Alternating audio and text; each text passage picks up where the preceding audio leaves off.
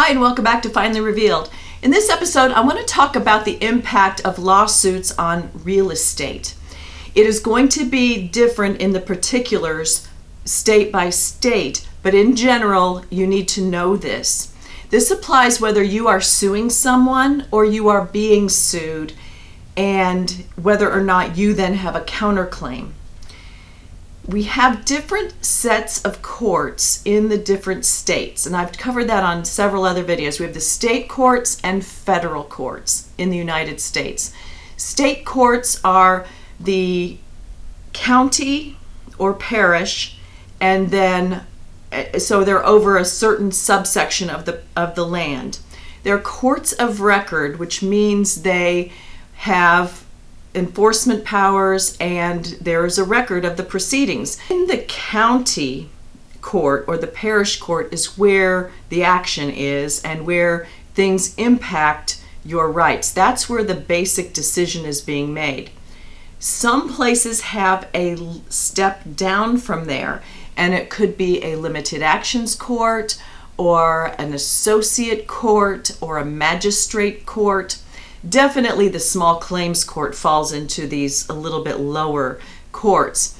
And you want to understand where the case is filed, because where that case is filed is going to make a difference on how it impacts real estate that you own.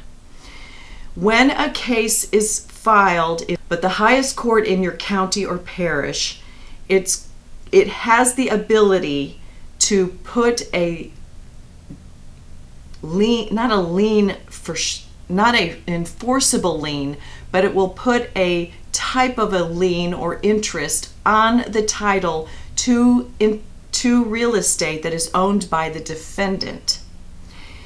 And if it doesn't happen automatically, there is a filing that can be done either with the recorder of deeds or register of deeds or the county clerk or the court clerk that can make that happen. Then the case has to be concluded within a certain period of time, and then that lien will relate back to that date. The reason that I'm even bringing this up is because I had a case recently. We purposely filed it not in a court of record because we thought it would be over faster. And a lot of the lower courts, the associate or limited actions, and obviously the small claims court, are set up kind of like a Judge Judy type court on TV, so that they will just come in, let's hear what's going on, make a decision, and move on.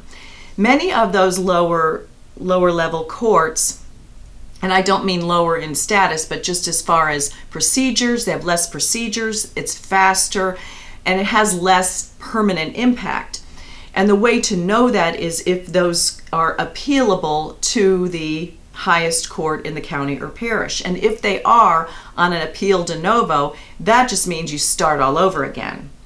So that way it's not going to impact anything permanent at that time, such as real estate.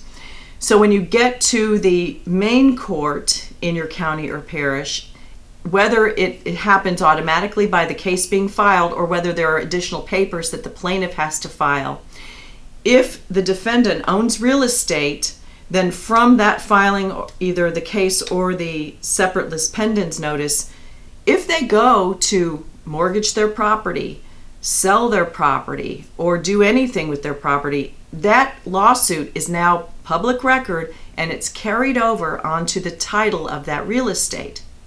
Same thing if there is a counterclaim. So you as the plaintiff might be filing the case, and you know it's impacting their real estate if it's against a person or a company that owns real estate. If they then file a claim back against you in the same case, now it also impacts your real estate. I don't think this is really talked about very often when you're thinking about suing someone. So you need to use this as an additional consideration as far as the timing. Because if you are going to be sued and you're in the middle of trying to refinance your house, if you're in the middle of a divorce and you're going to have to divide up the interest in the house or refinance for that purpose, if you have your property listed for sale, and the lawsuit being filed in the lien does not have to involve anything to do with the property. It's just a function of the case and the property being in the same geographic area. So I'm not sure that this is something that is covered often, but if you are in a situation where you are going to be sued and you own real estate, know that this is a consequence of it. The other thing is, if you are suing someone and you own real estate and there's a possibility they might bring another claim back at you, how you need to know how that is going to impact your real estate. And at the very minimum, if you've got something going on with real estate, be aware of the timing so that you can still get accomplished whatever you want or need to get accomplished, and then pursue your claim or defense. So I hope this was helpful. If it was, give me a thumbs up. If it was helpful or you learned something, leave any comments or questions below. Subscribe to see the other videos. Head to the Big Brass for any business information that you might want. And come back and see me next time. Thanks for watching.